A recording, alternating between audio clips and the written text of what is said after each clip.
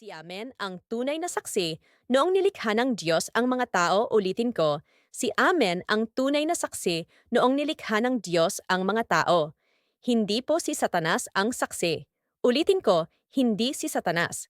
Si Amen ang tunay na saksi at pinuno sa lahat ng mga nilikha ng Diyos, ang mga hentel at pagano. Sumunod sina Yahweh at Kristo. Sumunod si Baal at Satanas. Sumunod si Jesus, kaalyado ni Kristo na isang pagano, at si Elohim na kaalyado ni Yahweh, isang hentel.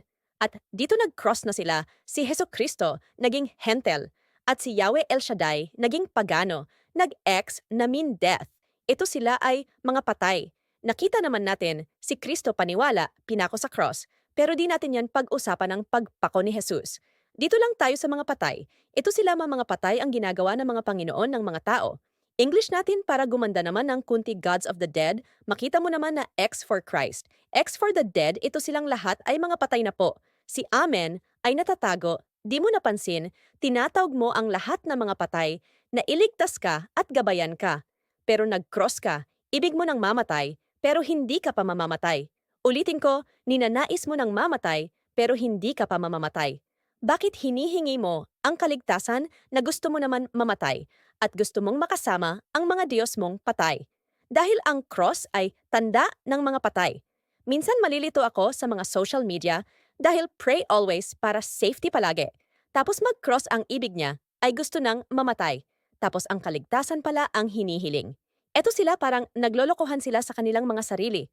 Ito ay sarili ko lang na pananaw, hindi ko intensyon na patamaan ka. Alam mo ba na may mga libingan din ang mga buhay? Pero lumalabas din sila dahil hindi pa nga sila mamatay. Pero ninanais na nilang mamatay, kaya labas-pasok sila sa kanilang mga libingan. Yung iba nga gusto na nila doon matulog kasi nandoon ang Panginoon nilang matagal ng patay. Kaya payo ko sa'yo, para makita mo sila, gamutin mo ang iyong sarili para hindi ka mahawaan dahil infected ka na. Hindi ka pa nakakita ng zombie? Ako kitang-kita ko na kung sino sila. Ito ay hindi layunin na palitan ang iyong paniniwala at lalong hindi layunin na kontrahin ang mga relihiyon.